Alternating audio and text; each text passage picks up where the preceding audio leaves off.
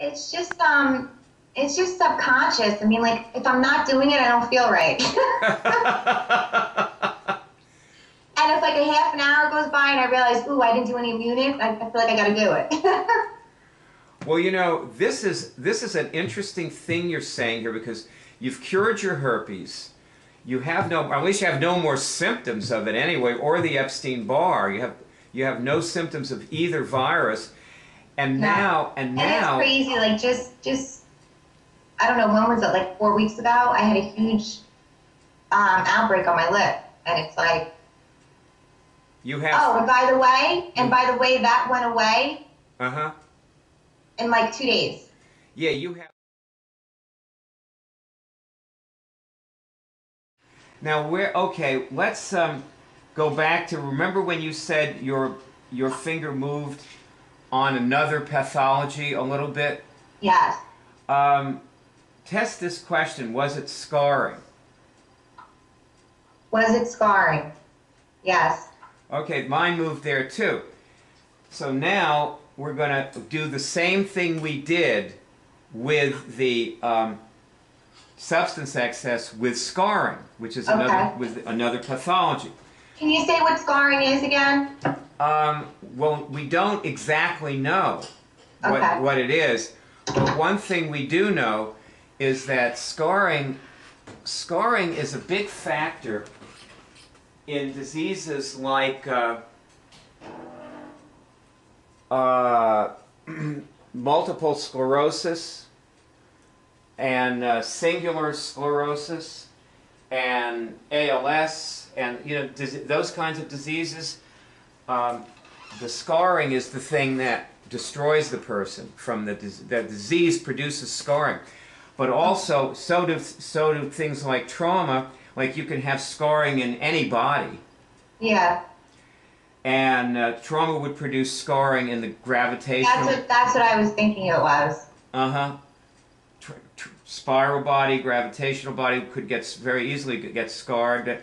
In fact, you could actually say, technically speaking, that any past life trauma is simply a scarring of the gravitational, spiral, karmic bodies. Okay. So when you're removing trauma, you're removing scarring. And so there's probably many, many different kinds of scarring. Okay, so now, first I'm removing scarring from all my bodies. I'm removing scarring from all of my bodies. All scarring from all my bodies, and when you get a signal, look for a change. Yeah, I'm getting a signal, it's still going. Okay, look for a change in how you feel.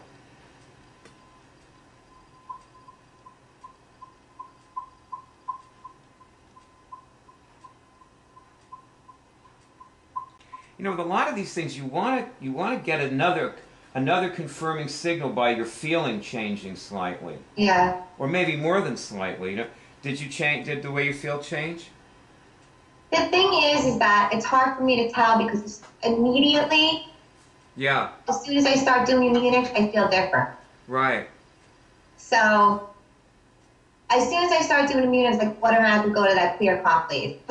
Yeah, so you're always feeling somewhat different than you were before. Yeah. But so this is really all about paying attention to these very subtle changes and gradations of different kinds of, changes in your feelings. We'll just go on to the next thing, okay? Okay. So you now removed it from all your bodies. So now we'll check, do I have any scarring in my celestial body? Do I have any scarring in my celestial body? No. Your gravitational body? My gravitational body? No.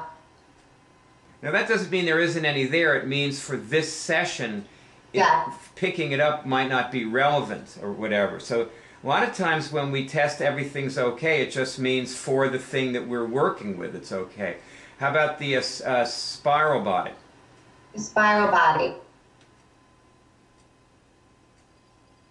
I got a little twinge. All right, I'm removing all scarring from my spiral body. I am removing all scarring from my spiral body.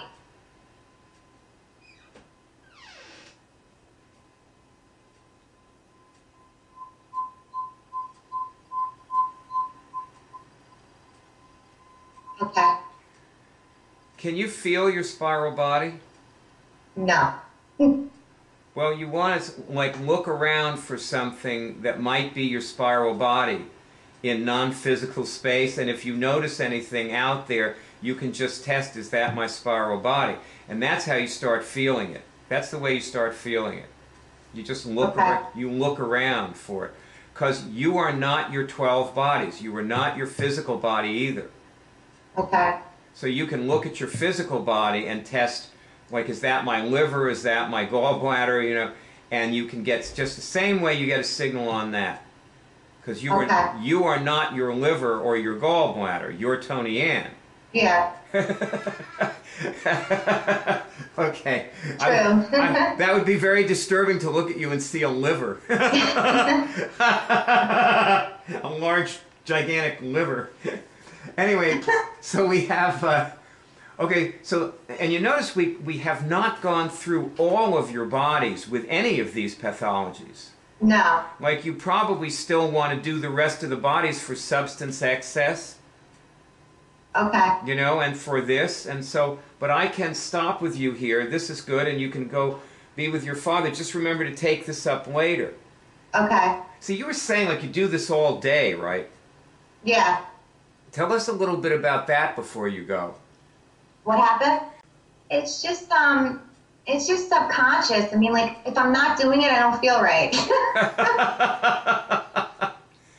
And if like a half an hour goes by and I realize, ooh, I didn't do any IMMUNICS, I feel like I got to do it. Well, you know, this is an interesting thing you're saying here, because you've cured your herpes. You have no, or at least you have no more symptoms of it anyway, or the Epstein-Barr. You have no symptoms of either virus. And now, and it's crazy. Like just I don't know, when was it? Like 4 weeks ago, I had a huge outbreak on my lip, and it's like, you have. Oh, and by the way, that went away. In like 2 days.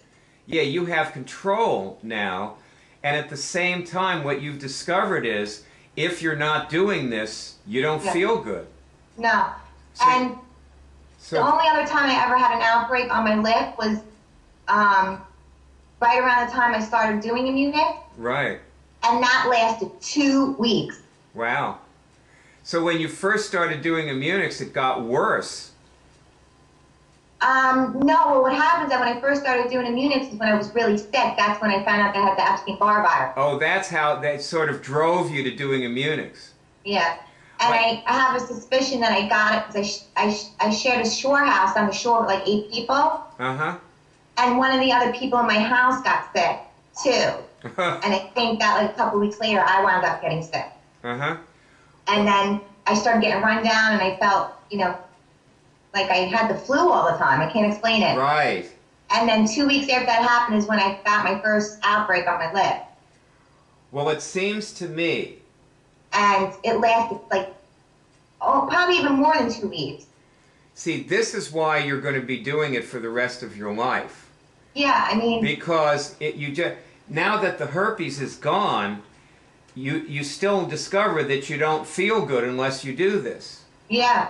Like you actually... Well, because all day long we're constantly coming in contact with viruses and stuff that we pick up. Well, also you're coming in contact with emotions. Yes, emotions, traumas. And you also have an awful lot of things to cure that weren't related to herpes, but were related to feeling bad. Yeah. Or just not feeling good, not feeling the way you want to feel now.